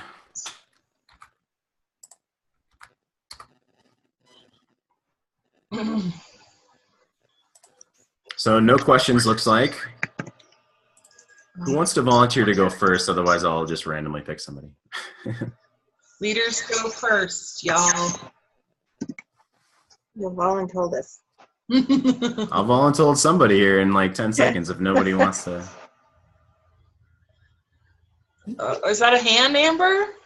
It's like Or scratch, but that's cool. I saw Vicky move her pen too. It's like an auction. You got to be careful of every little twitch. Wait. Don't breathe too loud. We'll be like, oh, I heard that. Amanda's right though. You're a leader. Let's step up. So who wants to go? Sure. No, I will. I'll do it. Awesome. Okay, so turn your Zoom view to speaker view. So Amber has the full floor with us here. And Amber, set the tone. Okay. Well, good morning, everybody. It's really exciting to get to start our day off with such a high energy activity, being here with you all. You're a special group of people who are really working to live life in a particular kind of way, and I just want to acknowledge that. So, thanks for engaging with me. I want to talk about your unique brilliance today. So, who's ever felt that their unique brilliance has not been fully perceived? Oh yeah. Right. And who would like to change that so that that's the exception and not, something that you struggle with? So that the norm is that when you engage with people, that they are able to perceive what's unique and spectacular about you. Yeah. Woo! Awesome. Very nice. Yeah. Perfect. Come on, guys. Round of applause for Amber. Yeah, that was Oh my God. Yes. Nice. Thanks. Yes. Nice. Very good. Awesome. I love how you really extrapolated it with your own words at the beginning and really brought your heart into it. Very cool. So I'm going to take a little some notes here. If we can keep moving through everyone, we might have the time to come back around and do it one more time. Cool. Awesome. Who wants to go next? Vicky. Perfect. And I love Amanda's recommendation for us to put her on speaker view so that she pops up. Yeah. All right, I'm going to step back just 1 second and do self-preparation. Perfect. Jumping jacks, get my energy high. Nice. Yeah. It's like, okay, your head's not clear yet, but you're moving towards an awesome, amazing meeting. Nice. Okay, now we're in the meeting. Let's see.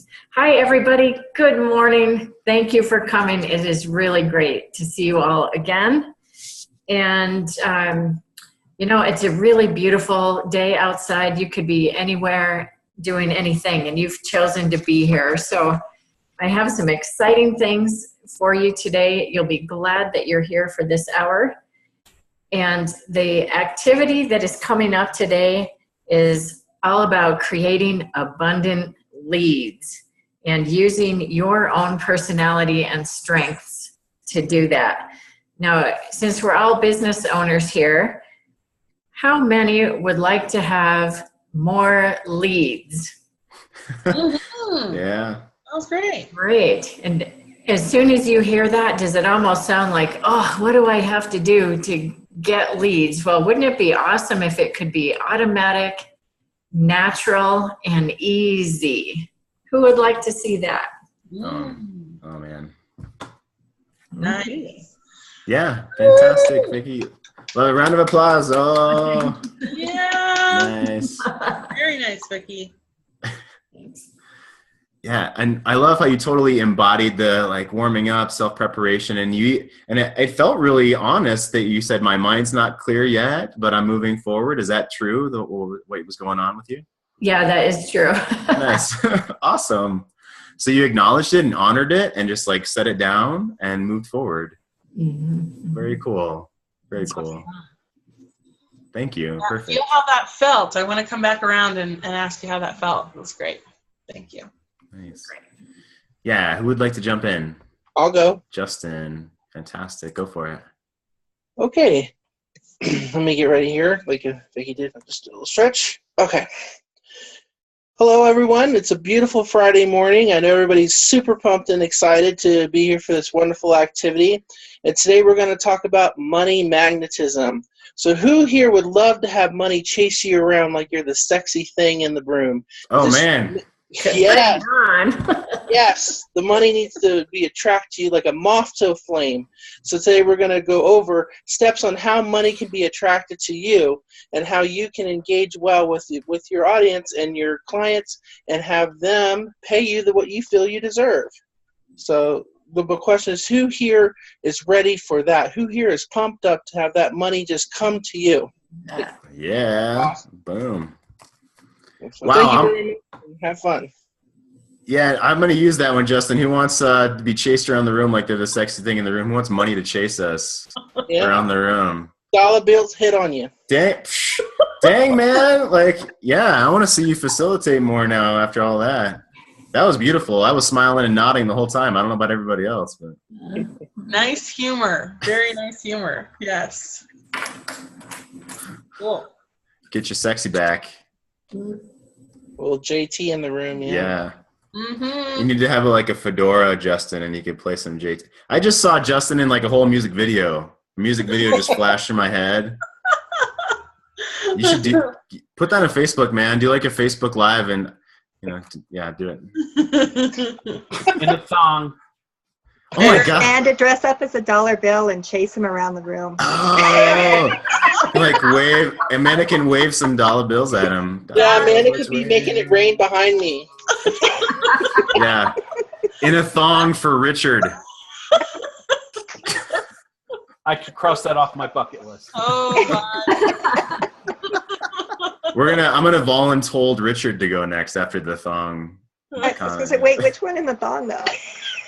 I don't know. Moving on. Yeah. What? Do you really want those images in your head?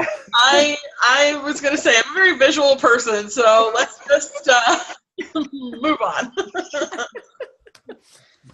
Hi, everybody. Thanks for joining us today. I am Rich Keller. I appreciate you coming by, and obviously the checks did not bounce, so I'm glad you're all here today. We're going to talk about powerful pricing and packages. Now, who out there has a business and has looked at their packages and said, wow, why am I not getting any leads from these?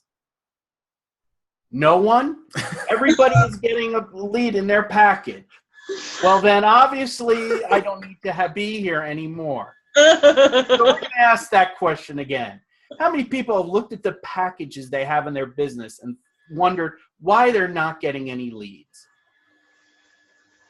There we go. Obviously, the electronic shocks in your chair worked now. Yeah. So what we are going to talk about and we're going to help you with is putting together powerful packages and the pricing that's connected to them that will not only make them leaner and not so meaner, but it will also provide a meaningful advantage to those who decide to become your clients. Right on. I love what just happened about the question there, Richard. What do you think happened? Everybody went, oh. So, Yeah, no, I mean, we didn't raise our hand though, right? No, you didn't. So what does that tell us about the question? It's horrible, terrible. And I know Richard won't mind me putting him on the spot a little bit, but Yeah, I mean, we probably don't want to use that question again then, right? Yes. Yeah, that makes sense. Why? But question is why did that question not go through? Good. Let's give some feedback. Who else has ideas on why that question didn't really hit? Why was it hard for you to raise your hand? Yeah. For me, there was a disconnect between the packages and the leads. Like it was talking about two different things. Maybe the sales from those packages. Why are you not landing the sales from your packages versus a lead from the packages? So it was the wording as opposed to the subject. And let me just I'll jump in and say, this is for all of us to understand that when we ask a question in front of an audience and it doesn't land, that it's our responsibility to diagnose why that's happened. So I'm glad that this happened, and Rich doesn't mind me picking on him a little bit, right? So that's good. So maybe I'll cry later. It's okay. Yeah, I know. Like you go flog yourself, right? That's fine. But yeah, Justin. Another thing I noticed, it just wasn't easy to answer on the spot. So I could just sit there dazed and confused thinking about, what are my packages? It just was a lot to think about in that moment in time. So I just couldn't just quickly raise my hand. Cool. Okay. Any other quick feedback? To me, it kind of felt you have great energy, Rich. It came across really strongly and powerfully in an authoritarian kind of way, and it kind of was hitting me emotionally, like front and center. Give an account for your packages. Are they good? And I kind of felt like, whoa, I don't know. No, they're not any good. Yeah. It was like it made me feel too vulnerable. Yeah. Like if I admit this, what's next? Am I going to be called up front right now? Yeah. And my job is complete. Thank you. And really fast, it was asking for a negative recognition. Like I'm not getting leads. Like, I think then it would probably be better if I started it out saying, who wants a leaner and more meaningful package to sell to their clients? There we go. Yeah. Yeah. So today we're going to use and who wants to learn about the way to price those leaner and not so mean packages. Yeah. Or today, we are going to use the concepts of minimalism in order to refine your packages, set the right prices, and make them meaningful for both you and your clients. So that just confused me. It's wordy. Yeah. Or like, who wants to make more money in the same amount of time? Or who wants to make, more money from each client without any more work? Right? Like obvious. Well, yeah. Right. We want it to be like super simple and obvious. Mm-hmm. Cool. Yeah. Thank you for letting me really pick that apart, Richard. I appreciate that. I'm going to the corner now. You can find me. You know where I live. I'll see you next Saturday. That's right. I'll see you next Saturday. Royal Rumble at my house. All right. Cool. I know. So much juiciness. Yeah, that was super juicy, like Amanda just said. So I had to use that opportunity. So you teed that up, and that was really good. So thank you. Yeah, really, really, really thank you for that, Rich. That was really great, and thanks for being willing, and thanks for being able to shift. Yeah, just come up with the two new ones. Yeah, yeah, and that's what we're here for, right? We're here to put our stuff on the table and move forward with it. Yeah, that's right. Awesome. Okay, who's Miss Cynthia. Or Linda. Linda, yeah, please. I'll go. Wow. It is so great to be here with you guys. You could have been anywhere today and you chose to be here. And I personally really appreciate that. And I have a question for you guys. Today's topic is how to make an inspiring first touch when you first go to some place. And how many of you have been to a networking event and somebody walks up to you and it's almost like you see dollar signs in their eyes as they're coming at you.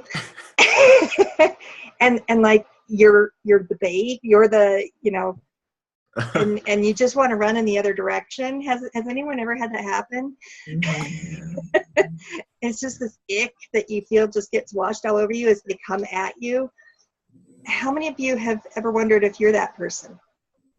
And just like, have felt intimidated in walking in, or that there's an agenda, and would feel better about being present and just being who you are and attracting people that way. Is anyone interested in that when they walk in a room?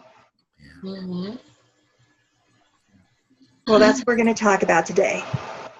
How to be present and how to attract the people that you really want in your circle when you walk into networking. Nice. You brought it back together for us. So you set up long scenarios that we had to kind of think through there. So for you, if I could ask, short.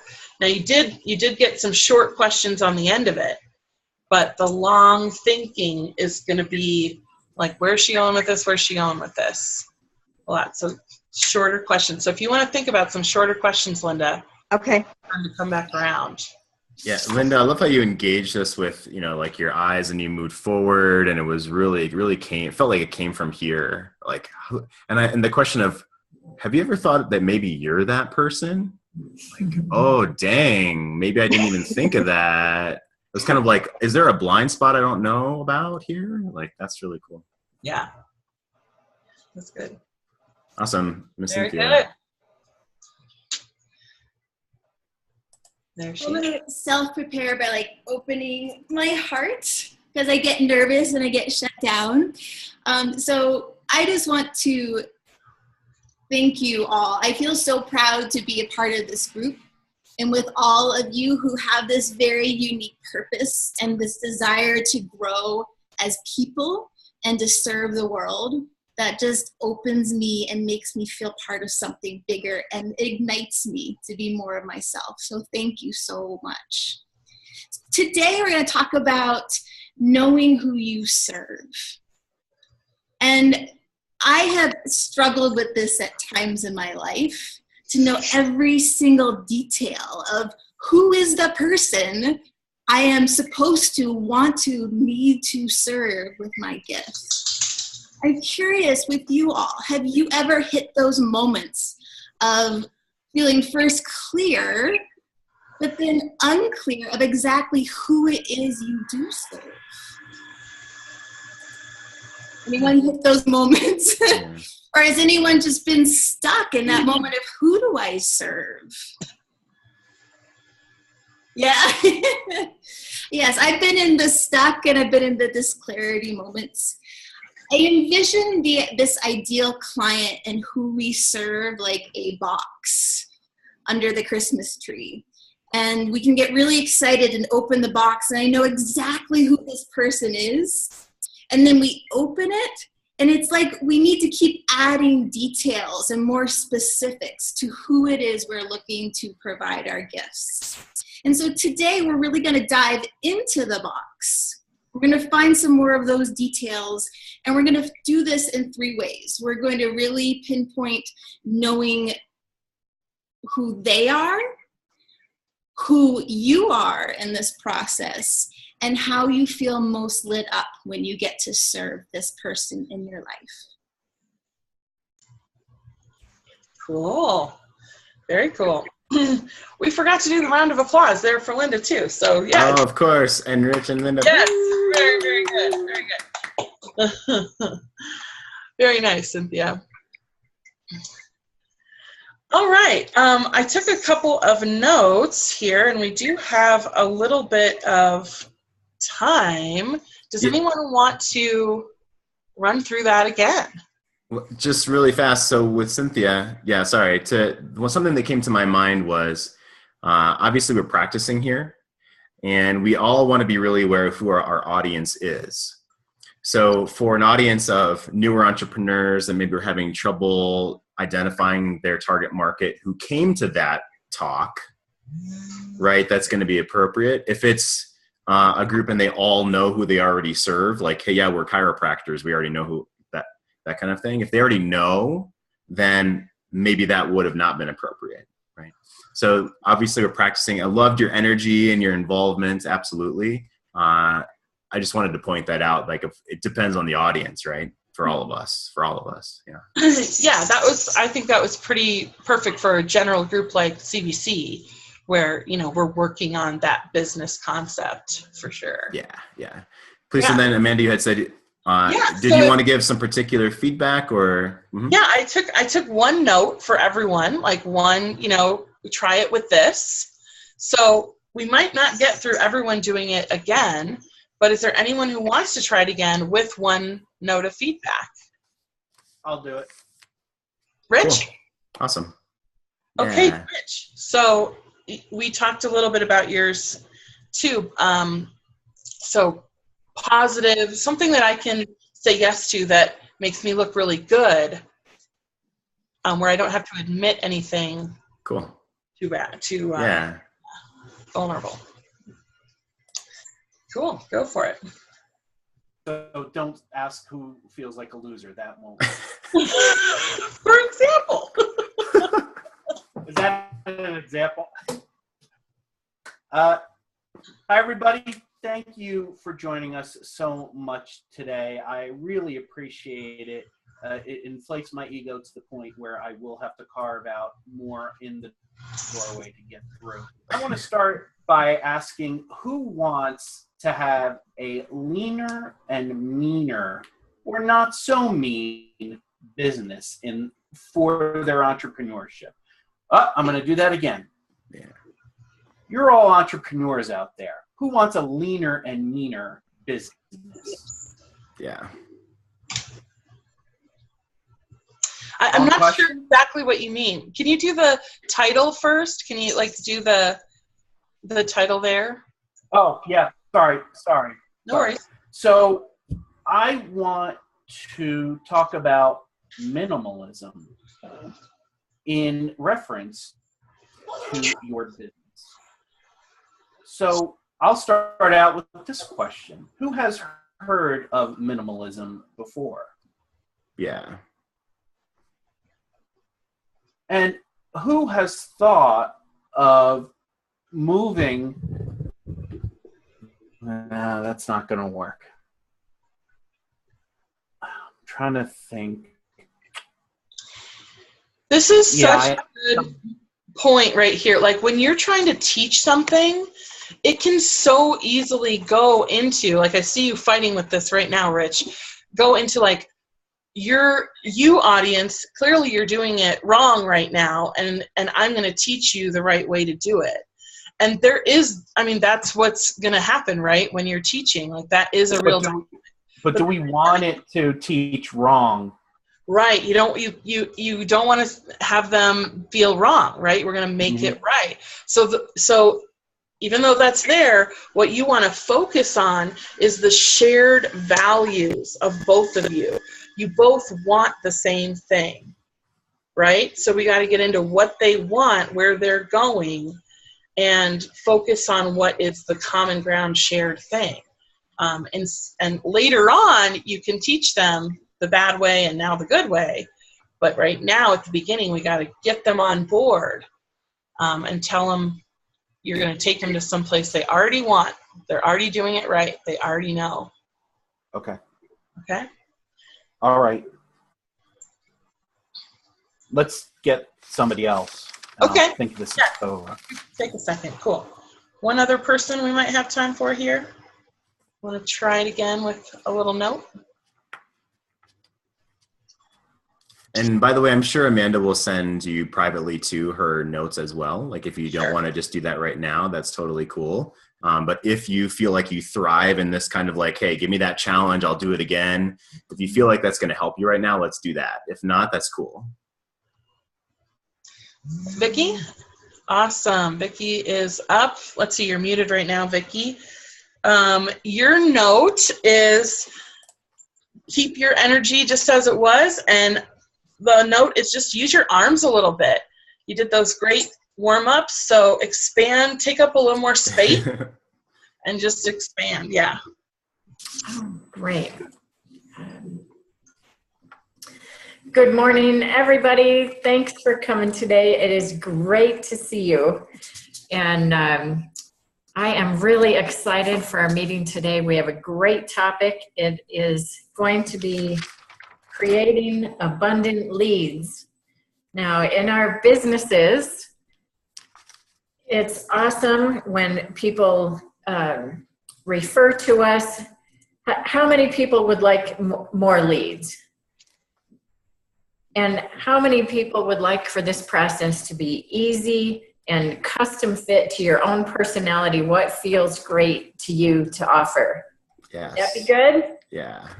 Whoa. Awesome. Is that better? Yeah, very cool. Very cool. How did that feel different for you, Vicki? It did. It felt very cool, actually. It felt like, yes, it's get out of the reading the monitor pose. So today we're going to my town. Yeah, it was very attractive. I mean, It's inclusive. It's inviting. It is attracting. It's also a little bit vulnerable. I'm like, oh, my heart's out there. Don't stomp me, please. Yeah. I could feel you on your edge. Sorry, Jeff. Yeah, no, that's exactly. And we want that. We want that open-hearted vulnerability with our audience. That literally scientifically too is why we open our hands up and raise our hands up. Yeah. And when you were moving like this and you demoed the hand raise, I'm more likely to want to move big. If you're like, who wants this? Then I might be like, yeah, I want it. Who wants this? Yeah. Yeah. But if you get me like this, like my whole body's engaged now too. So. Yeah. It kind of reminds me of Zig Ziglar. When he takes the stage, he says, thank you all for being here. What a beautiful audience. And now by show of hands, how many of you have either heard me speak before or this is your first time? So everybody. And so that gets people laughing and moving right from the get-go. Yeah. Nice. Fantastic. Well, I want to respect our time. Rich, stay after for a couple minutes if you'd like, and we can totally practice this right now. I'm happy to do that with you. Next week, really fast, we're going to talk specifically about timing, pacing, and managing the audience. So think about situations, Linda brought up 2 great ones, where, wow, there's like a difficult thing that happened here, or a difficult thing that happened within an activity that maybe this didn't go exactly as I thought, and how am I going to manage this interaction? Or if they're taking too much time, or if they're upset, like go ahead and think of those scenarios to bring back to us when we do our next session. So that's your homework. Yeah, Amanda, go for it. Nope, sounds great. That sounds great. Yeah, just keep practicing, everything. And I am happy to give you my, most of them are just one word of notes for you to keep moving to your next level. So we really appreciate it, guys. Thank you so much for being here, playing full out. And think on these 7 steps of building a culture. This is what you're going to want to bring to your group or your community.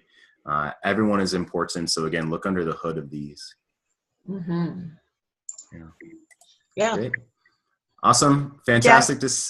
Yes. Real quick, you said next week? No, next session. Okay.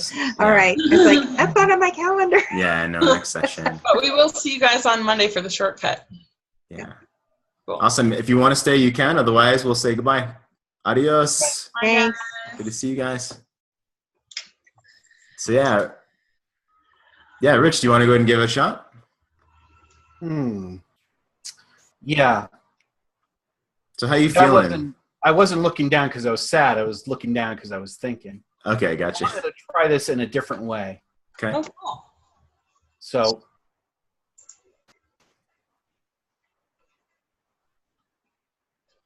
hi, everybody. I thank you so much for coming today. It makes my heart feel so big that you have decided to come in on this beautiful day and listen to me speak. And I hope that I'm going to be able to provide some meaningful information to you. Today's topic is your couch, the enemy of entrepreneurship. So how many of you out there, by a raise of hands, wants to increase the amount of productivity in your life? Yeah. Okay. And who would like the tools, who would like the simple tools that will allow you to battle the couch and the remote to move you and your business forward. Nice. Yeah. Mm-hmm. So today we are going to talk about how you can make your couch your enemy, how you can battle it, how you can get rid of that lizard brain, and how you can increase your productivity in order to be the entrepreneur that you wanted to be. Nice. Awesome. That you want to be. Present tense. Rich. Yeah. I had to change it. I needed to change it. Yeah. I feel the simplicity, like you're really getting down to as few words as possible there, which it can even be shorter. I mean, I have the same thing. Like so hard for me to use just as few words, but I can feel you really trimming and getting more and more simple. Yeah, and from the heart, like definitely the intent came there. I could tell you prepared. That's what your intention was. So yeah, awesome. Mm-hmm. And Yep. really positive. Cool. Right. It was because I went in the wrong direction with the packaging, I believe. It was not, I couldn't find the right connection to that. But the couch thing, I found it and I brought it up because I spoke about it previously. So I was able to take that knowledge and put it to use. Nice. I really appreciated how you formed that common ground by talking about what they want instead of what that they don't yet. Right. Yeah, exactly. Cool. Yeah. Cool. Right. Exactly. Very nice. Okay. I need to jump off. I'm glad that we took a couple extra minutes there. Fantastic. Yeah. Yes. Great work. Cool. Yep. See you guys again soon. I need to. Yep, I will. I have to edit a certain entrepreneurial podcast with a certain guest. Nice. Awesome. You. Yes. All right.